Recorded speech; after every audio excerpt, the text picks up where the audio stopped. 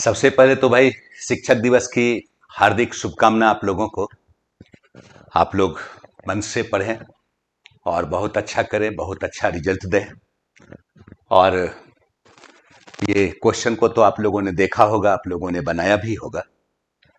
अभी मैं इसको एक्सप्लेन करूंगा, आप लोग देखिएगा आप लोग कितना सही है। और आज जो क्वेश्चन आपके सामने है वो कुछ मॉडर्न हिस्ट्री का है, कुछ बिहार का है। हो सकता है कि क्वेश्चन का स्टैंडर्ड इससे भी थोड़ा बेहतर हो, और बेहतर पे भी हम लोग वर्क करेंगे। ठीक है, तो ये क्वेश्चन जो है आपका पहला देखिएगा, आप लोगों ने बनाया भी होगा। और ये क्वेश्चन पूछा हुआ है सिविल सर्विसेज का। 17वीं शताब्दी के पहले चतुर्थांश में निम्नलिखित में से कहां इंग्लिश ईस्ट इंडिया कंपनी के कारखाने स्थापित हुए। चूंकि आप लोगों को तो ये पता है कि ईस्ट इंडिया कंपनी जो अस्तित्व में आई, यानी चार्टर मिला कब, 1600 ईस्वी में। और ईस्ट इंडिया कंपनी का भारत आगमन हुआ कब, 1608 में। 1608 में ही सूरत में अस्थायी व्यापार की इजाजत मिल गई, ये आप जानते हैं। 1611 में मुसलीपट्टनम में उनका फैक्ट्री स्थापित हुआ। 1612 में सूरत में अस्थायी फैक्ट्री की इजाजत मिल गई, आप लोगों ने पढ़ा है। इसी दौर में हम देखते क्या है आगे, लगभग 1623 तक अबाउट अहमदाबाद, भरौच इत्यादि क्षेत्र में भी उनकी फैक्ट्री स्थापित हो गई। क्वेश्चन यही पूछ रहा है 17वीं शताब्दी के पहले चतुर्थांश में, कहने का मतलब है कि 1630-40 तक कहां कहां ईस्ट इंडिया कंपनी की फैक्ट्रियां स्थापित हुई। आप लोग जानते ही है, भरौच में स्थापित हो गई, अभी अभी मैंने बात किया है ना। चिकाकील और तिरुचिनापल्ली ये कहां है, मुसलीपट्टनम क्षेत्र में है, यहां भी स्थापित हो गया है ना। इसका मतलब है जो आपका आंसर बनेगा क्या बनेगा, ई बन जाएगा, उपरोक्त सभी। ऐसे ये गलती से विकल्प रह गया था, आगे 4 विकल्प ही मिलेगा। ठीक है, नेक्स्ट देखिएगा क्वेश्चन। 1793 में लॉर्ड कॉर्नवालिस की भूव्यवस्था प्रणाली लागू होने के बाद कानूनी विवादों की प्रवृत्ति में बढ़ोतरी देखी गई थी। निम्नलिखित प्रावधानों में किस एक को सामान्यतः इसके कारक के रूप में देखा जाता है।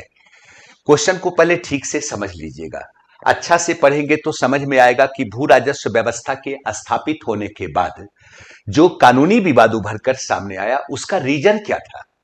आपको पता है कि कॉर्नवालिस ने बंगाल, बिहार, उड़ीसा में जो भू राजस्व व्यवस्था दिया वो क्या था, जमींदारी था।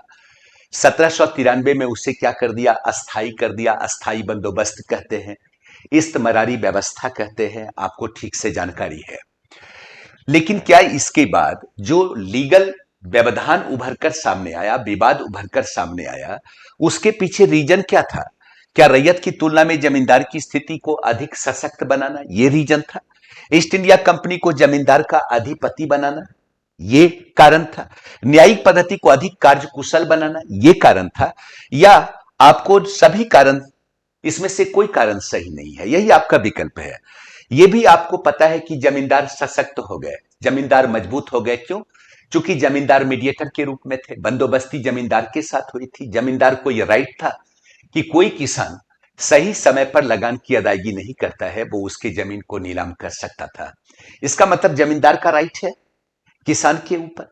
लेकिन ईस्ट इंडिया कंपनी के पास यह पावर है कि अगर जमींदार सनसेट थ्योरी के तहत सही समय पर लगान अदा नहीं करता है तो ईस्ट इंडिया कंपनी क्या करेगा, जमींदार की जमींदारी नीलाम कर देगा, है ना।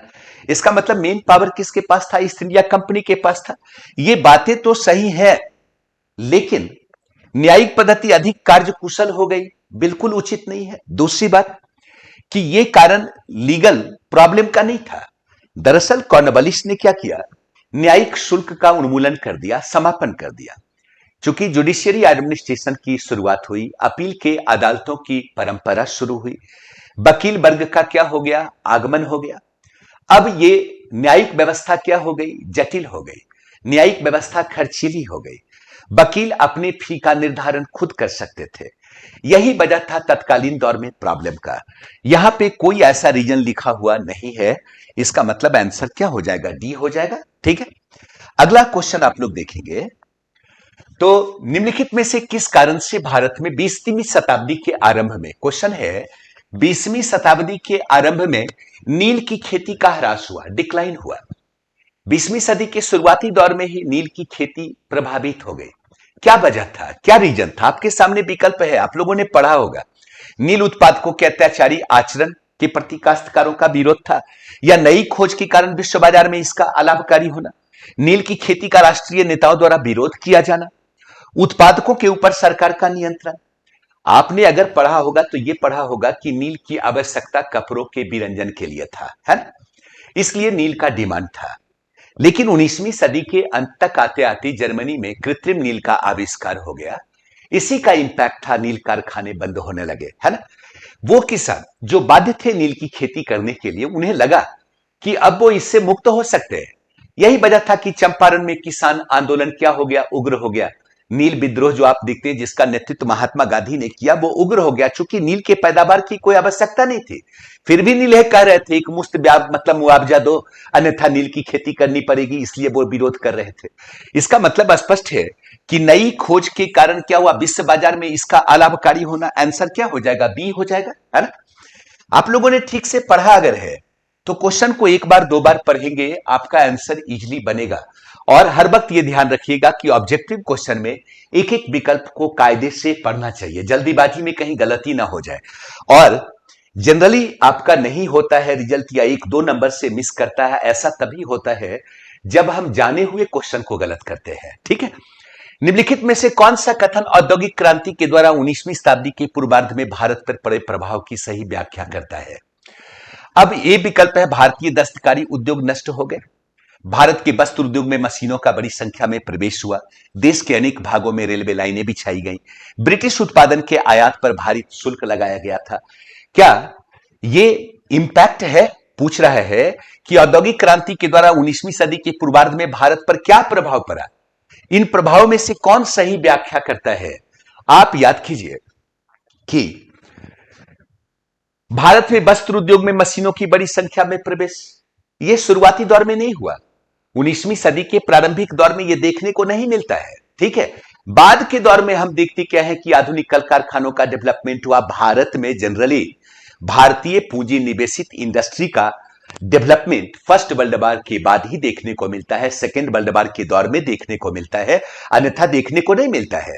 दूसरी बात, हर वक्त ध्यान रखिएगा कि जब ब्रिटेन में औद्योगिक क्रांति हुई तो ब्रिटेन की औद्योगिक क्रांति की सफलता के लिए दो आवश्यक शर्तें थी।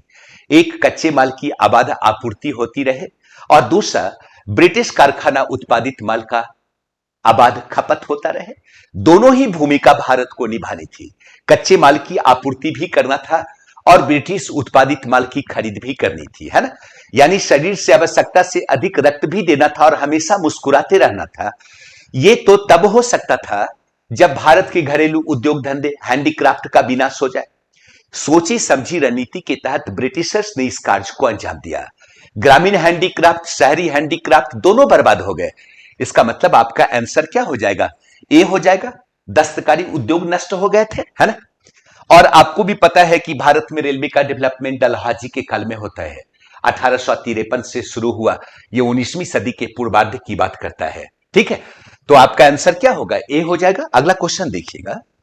नेक्स्ट जो आपका प्रश्न है, 18वीं शताब्दी के मध्य इंग्लिश ईस्ट इंडिया कंपनी के द्वारा बंगाल से निर्यातित प्रमुख पण्य पदार्थ यानी खरीद का पदार्थ क्या था? आप लोगों ने अगर पढ़ा होगा, याद कीजिए, शुरुआती दौर में ईस्ट इंडिया कंपनी का इंटरेस्ट, जिस वक्त उनकी फैक्ट्री स्थापित हो रही थी, दक्षिण भारत के मसाले की खरीद पर थी, है ना? 18वीं सदी के मध्य तक आते आते कुल निर्यातित माल का, एशिया से कुल ब्रिटिश द्वारा निर्यातित माल का अबाउट 60% बंगाल से जाता था। आपने पढ़ा होगा। इसका मतलब है कि बंगाल के प्रोडक्ट का डिमांड बढ़ गया। और बंगाल का मुख्य प्रोडक्ट क्या था? बंगाल कहने का मतलब बंगाल, बिहार, उड़ीसा। यहां से आप अफीम की भी प्राप्ति करते थे, सोरा की भी प्राप्ति करते थे, कॉटन कपड़े की भी प्राप्ति करते थे, है ना? इसका मतलब है रेशम, कच्चा रेशम को भी प्राप्त करते थे। तो सामान्य तौर पे ये विकल्प ज्यादा नजदीक नजर आ रहा है, तो आंसर क्या हो जाएगा? डी हो जाएगा, है ना? अगला प्रश्न देखिएगा। लॉर्ड ब्लेजली द्वारा लागू की गई सहायक संधि व्यवस्था के बारे में निम्नलिखित में से कौन से कथन लागू नहीं होते हैं? गौर से देखिएगा। दूसरों के खर्च पर एक बड़ी सेना बनाए रखना, ये तो उद्देश्य था ही, है ना भाई।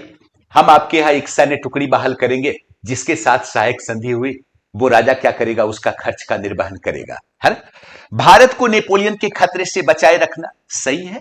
नहीं, क्योंकि सामरिक महत्व के स्थल पे, व्यापारिक महत्व के स्थल पे ऐसे सेना को खड़ा करना, राजनीतिक महत्व के स्तर पे ऐसे सैनिकों को खड़ा करना, प्रतिद्वंदिता में उस वक्त कौन है, फ्रेंच ईस्ट इंडिया कंपनी। जाहिर सी बात है कि वैसे खतरे से बचाए रखने के लिए भी सहायक संधि नीति क्या हुआ, पॉजिटिव साबित हुआ। कंपनी के लिए नियत आय का प्रबंध, ऐसा कुछ नहीं था। भारतीय रियासतों के ऊपर ब्रिटिश सर्वोच्चता को स्थापित करना, यह भी सही हो सकता है, ठीक है। इसका मतलब है कि कौन लागू नहीं होता है, तो आंसर क्या हो जाएगा, सी हो जाएगा। अगला प्रश्न देखिएगा गौर से। आर्थिक तौर पर 19वीं शताब्दी में भारत पर अंग्रेज शासन का एक परिणाम था। पूछ रहा है आर्थिक तौर पे 19वीं शताब्दी में भारत पर ब्रिटिश शासन का क्या परिणाम था। भारतीय हस्तशिल्प के निर्यात में वृद्धि, नहीं, कोई चांस नहीं है। इसलिए याद कीजिए, जब 1813 का एक्ट आप पढ़ते हैं, 1813 के एक्ट के साथ ही ब्रिटिश ईस्ट इंडिया कंपनी की व्यापारिक मोनोपोली समाप्त हो गई, है ना। आपने पढ़ा होगा, सिर्फ भारत के चाय व्यापार पे और क्या मतलब कि आपका चीनी के व्यापार पर एकाधिकार रहा, बाकी मोनोपोली क्या हो गई, समाप्त हो गई। ब्रिटिश पूंजीपतियों का भारत में आगमन हुआ। वो चाहते तो मॉडर्न इंडस्ट्री की स्थापना में पूंजी निवेश कर सकते थे, लेकिन उन लोगों ने ऐसा नहीं किया। उन लोगों ने विशेष रूप से कच्चे माल की खरीद पर पूंजी निवेश किया।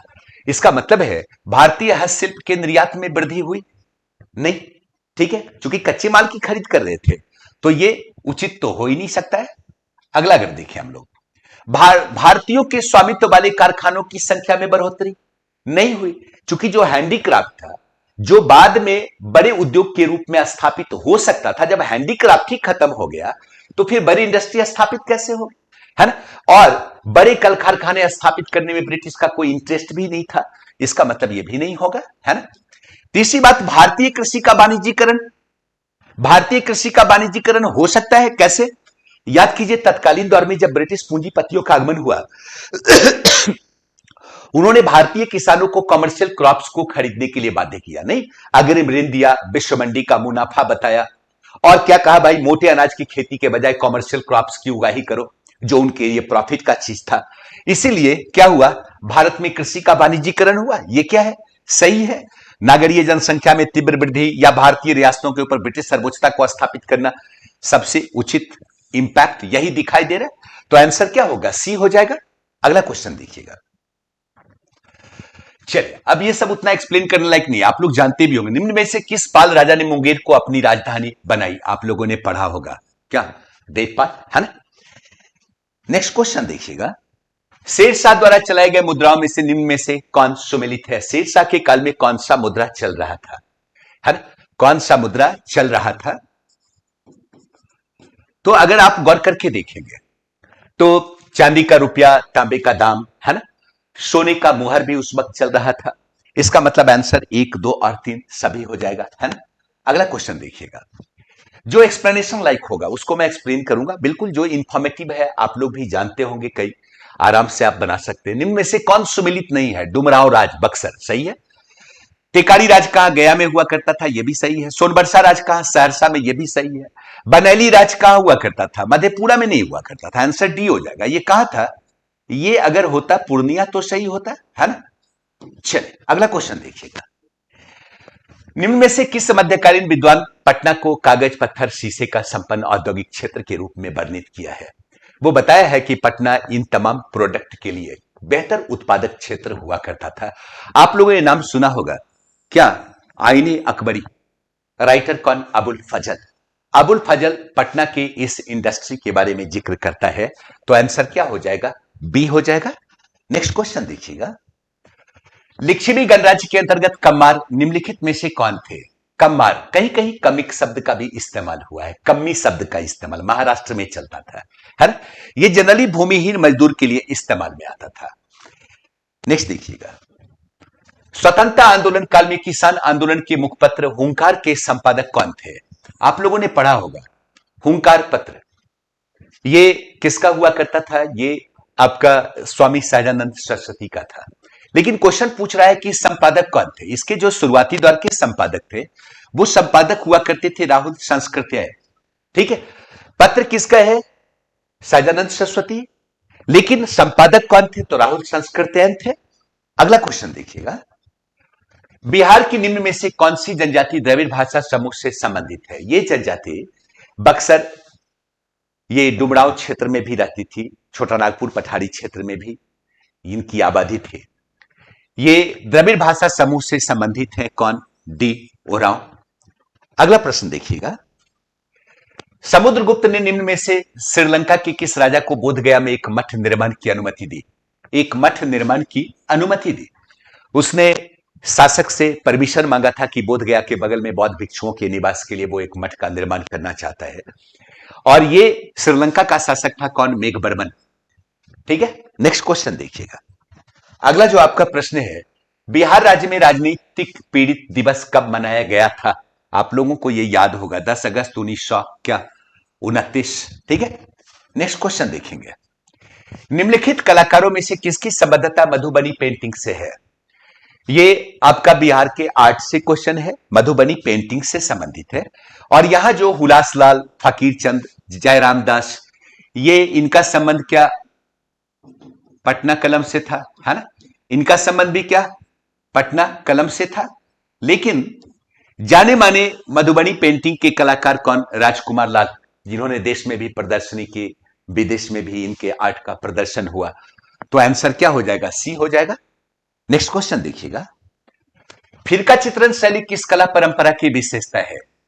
फिरका चित्रण शैली, याद कीजिए, अगर आप लोगों ने आर्ट को पढ़ा होगा, पाल कला, पटना कलम, मधुबनी पेंटिंग, मंजूषा शैली, इसमें एक शैली है जो लोकोन्मुखी शैली है या बाजारोन्मुखी शैली है। कलाकारों ने उस विषय वस्तु का चित्रण किया जिसका मार्केट में डिमांड हुआ करता था, और ये लघु चित्रण शैली के अंतर्गत आता है, जिसके अंतर्गत हम देखते क्या है? मछेरा, सब्जी बेचने वाला, कहार, नाई, तेली, मोची, कुछ पर्सनालिटी का भी चित्रण, ऐसे तमाम प्रकार के चित्र बनाए गए।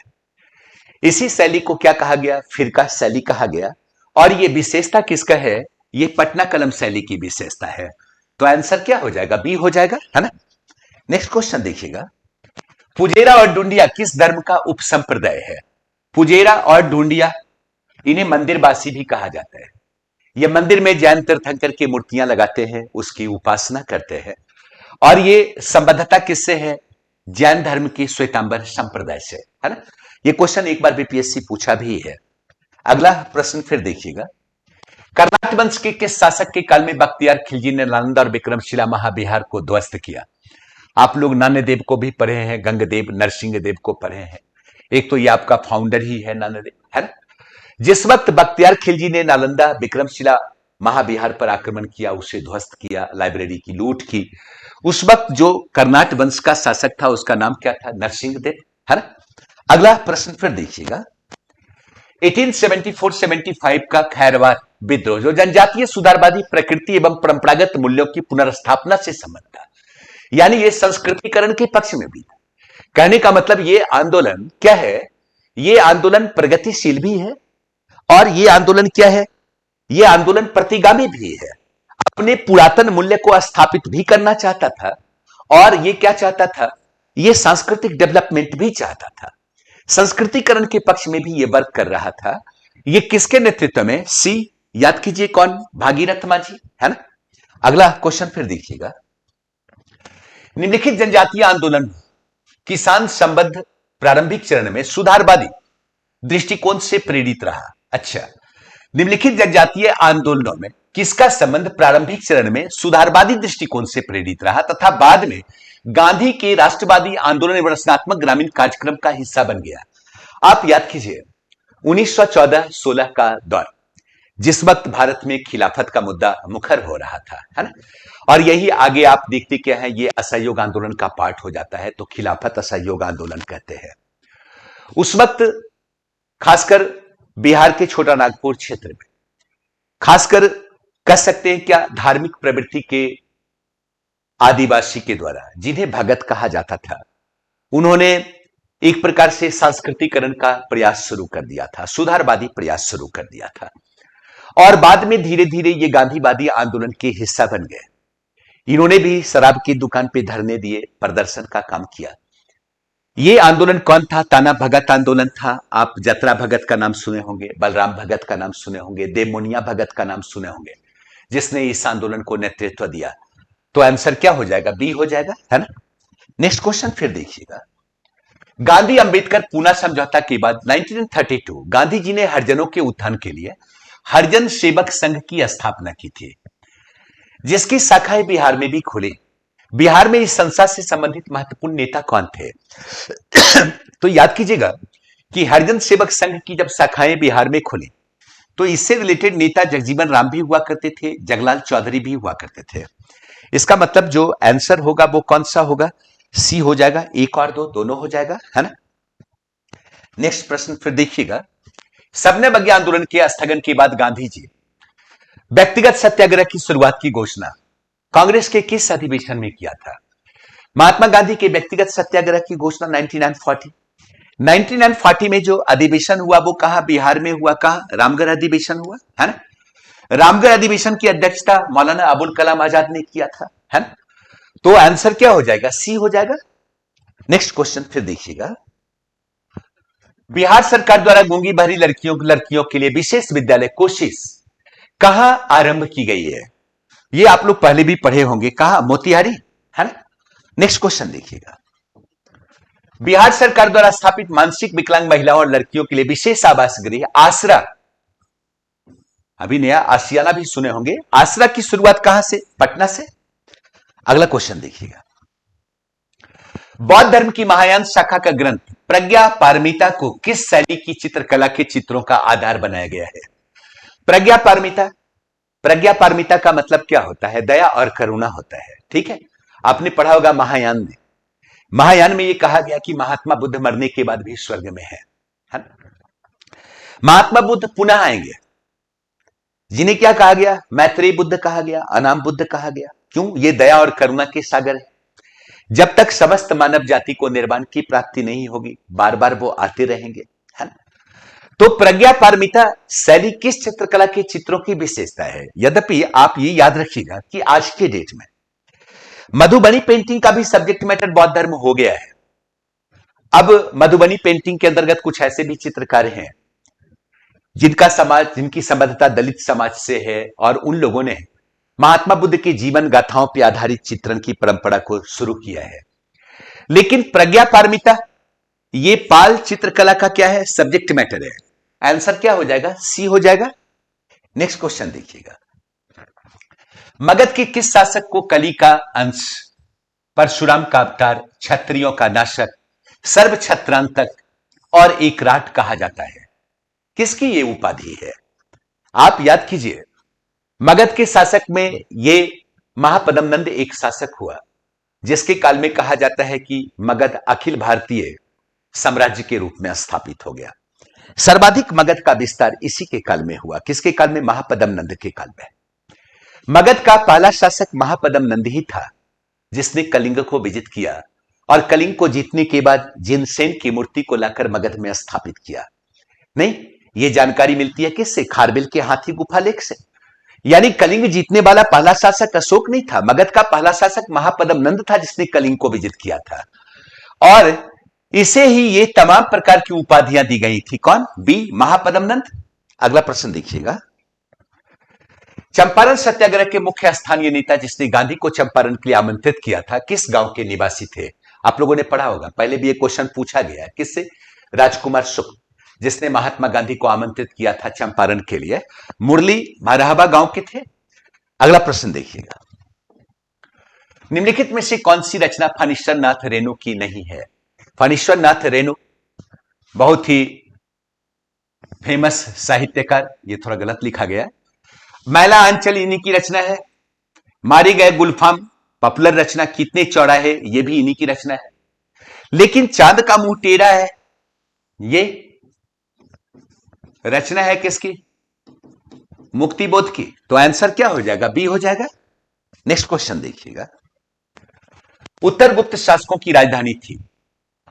उत्तर गुप्त शासक कहने का मतलब यह नहीं कि गुप्तों के उत्तराधिकारी, ये पहले गुप्तों के सामंत थे। गुप्तों के कमजोर होने के बाद इन्होंने भी अपनी सत्ता स्थापित कर दी, जिसकी राजधानी थी कहां? गया, है ना? कृष्णगुप्त इस मतलब कि वंश का पहला शासक हुआ करता था। इसी वंश का एक शासक था आदित्य सेन गुप्त, जिसका एक अभिलेख कहां से मिला है? नवादा में अप्सर से मिला है। एक बार क्वेश्चन अप्सर अभिलेख से भी पूछा है। नेक्स्ट प्रश्न देखिएगा। अगला जो आपका क्वेश्चन है, बिहार राजभाषा विभाग द्वारा भिखारी ठाकुर स्मृति पुरस्कार किस क्षेत्र में उत्कृष्ट योगदान के लिए प्रदान किया जाता है? ठीक है, तो रंगमंच एवं लोक कला से रिलेटेड है ना? तो आंसर क्या हो जाएगा? सी। अगला क्वेश्चन देखिएगा। कीर्ति लता कृति पताका साहित्य की रचनाकार कौन? मन्नन मिश्र, विद्यापति, ज्योतिश्वर ठाकुर, मोहम्मद दाऊद। आप लोगों ने पढ़ा होगा कौन? विद्यापति। अगला क्वेश्चन देखिएगा। बिहार सरकार ने सभी सरकारी सेवाओं में 35% आरक्षण की घोषणा कब की? किसके लिए?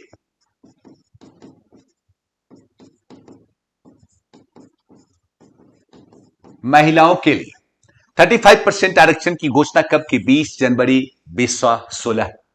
अगला क्वेश्चन देखिएगा। अजातशत्रु ने पूर्वी भारत पर मगध का आधिपत्य स्थापित करने के लिए निम्नलिखित में से किस गणराज्य के साथ 16 वर्षों तक युद्ध किया था?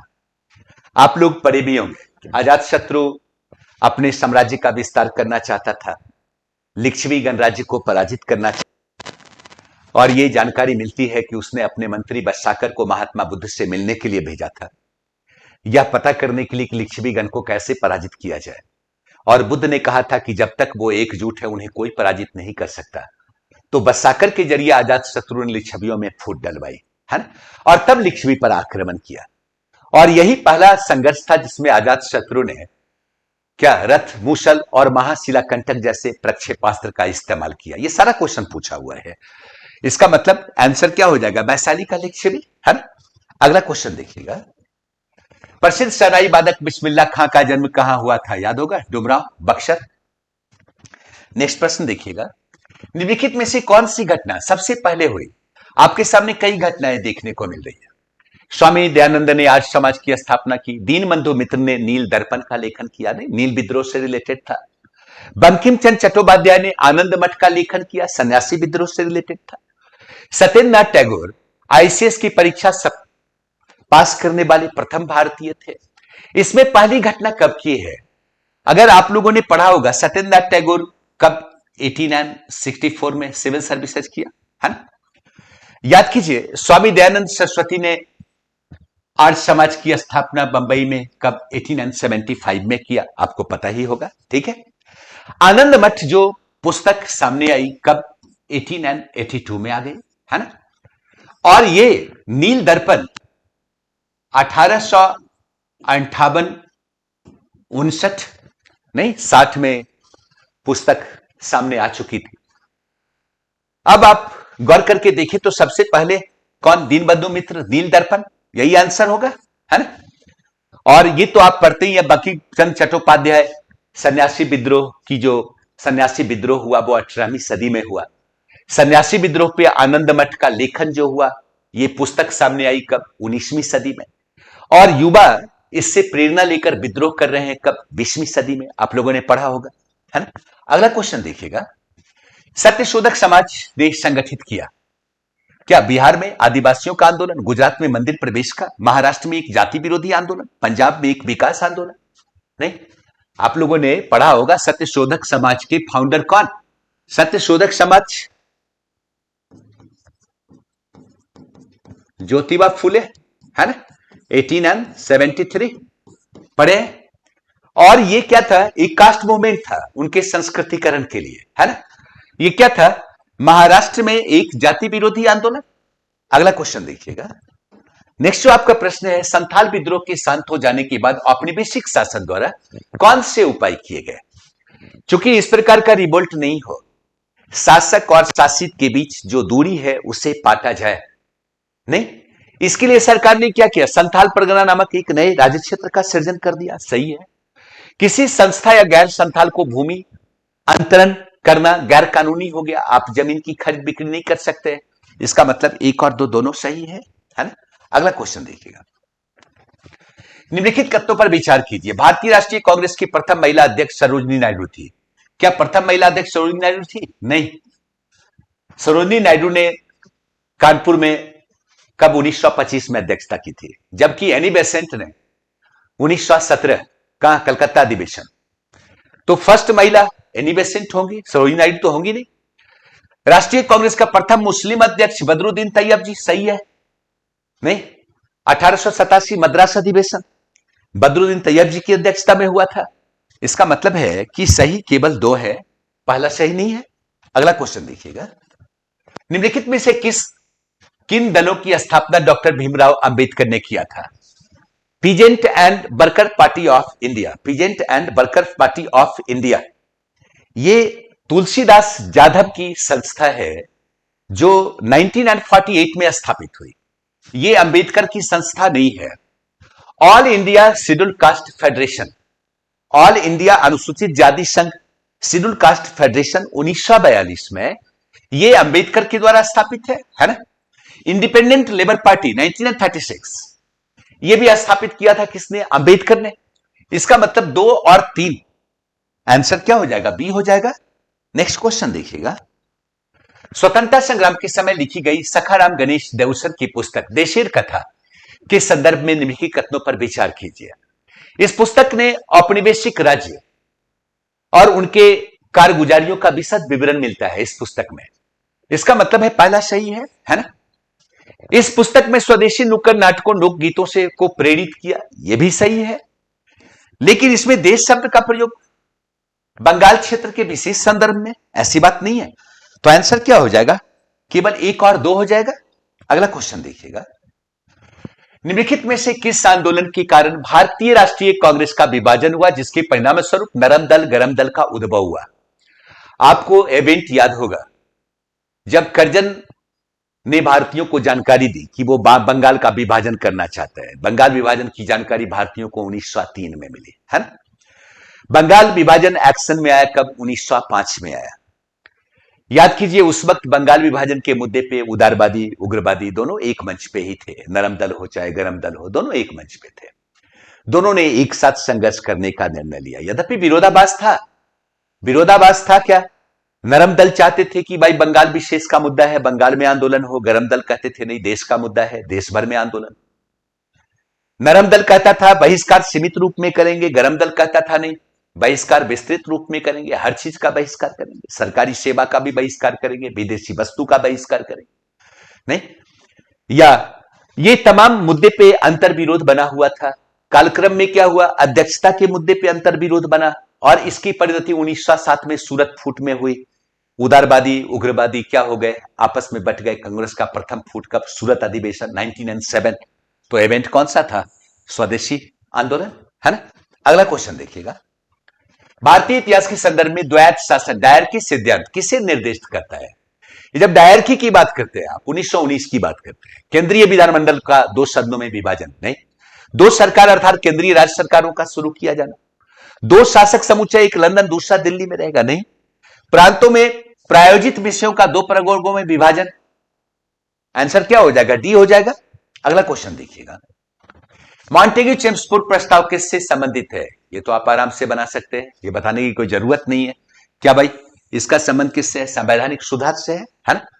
नेक्स्ट क्वेश्चन देखिएगा, खेड़ा के किसानों के पक्ष में महात्मा गांधी ने सत्याग्रह संगठित करने का क्या कारण था? महात्मा गांधी ने सत्याग्रह क्यों किया? खेड़ा के मामले में क्या वजह था?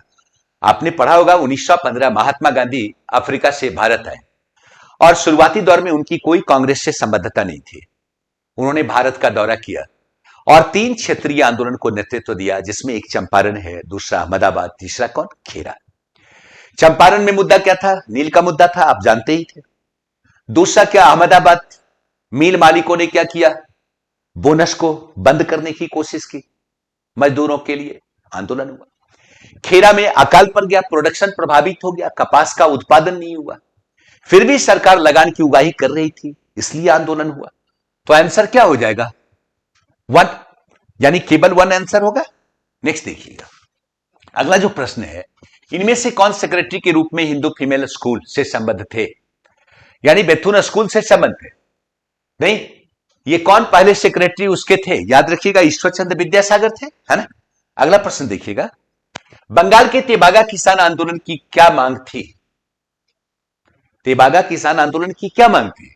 जमींदार की हिस्सेदारी के फसल के आधे भाग से कम 1/3 करना? नहीं, मुख्य मुद्दा यही था। तो अगला क्वेश्चन देखते हैं। 1920 में निम्नलिखित में से किसने अपना नाम परिवर्तित कर स्वराज सभा कर दिया? कोई संस्था है जिसका नाम परिवर्तित हुआ 1920 में? महात्मा गांधी ने। क्या all India home rule league, इसी का नाम क्या दिया था? स्वराज सभा दिया था। तो आंसर क्या होगा? All India home rule league. अगला क्वेश्चन देखिएगा। निम्नलिखित युग्मों पर विचार कीजिए, कौन सही है कौन गलत है, आप देख सकते हैं। एकदम बिल्कुल कॉमन क्वेश्चन है और मुझे लगता है कि आप आराम से इसको बना भी सकते हैं। याद कीजिए, सुरेंद्र नाथ बनर्जी इंडियन एसोसिएशन, एकदम सही है ना? राधाकांत देव ब्रिटिश इंडियन एसोसिएशन के प्रथम अध्यक्ष, ये भी सही है। लेकिन मद्रास महाजन सभा 1883 में बी राघवाचारी और कौन, आनंद चार्लू सुब्रमण्यम अय्यर इसके फाउंडर मेंबर हुआ करते थे। तो क्या हो जाएगा? एक ये सही हो जाएगा, 3 सही हो जाएगा, यानी 1 और 3 आंसर बी हो जाएगा। ये आज का क्वेश्चन 50 था, इसलिए मैंने कुछ क्वेश्चन को एक्सप्लेन किया और कुछ क्वेश्चन तो बिल्कुल इंफॉर्मेटिव था, आप लोग बना सकते थे, कुछ पूछा हुआ क्वेश्चन था। आगे क्वेश्चन के स्टैंडर्ड को और बेहतर किया जाएगा, ठीक है, सिस्टमैटिक, धीरे धीरे आप लोगों को सहजता होगी। लेकिन हर हाल में जब क्वेश्चन मैं डालता हूं, आपको भेजता हूं, तो पहले आप लोग बना लीजिए। मान लिया जाए बना लेंगे तो आपको यह लगेगा कि 5-7 में कंफ्यूजन है, 10 में कंफ्यूजन है, तो फिर हम उस 10 पे वर्क आप करेंगे तो आपके लिए ज्यादा सहूलियत होगा, पॉजिटिव रहेगा। आप अपना आकलन भी खुद कर सकते हैं, खुद का मूल्यांकन कर सकते हैं कि आपकी तैयारी का क्या स्तर है, ठीक है। कल हो सकता है इंडियन पॉलिटी पे भी आ जाए, करंट पे भी आ जाएगा। Thank you.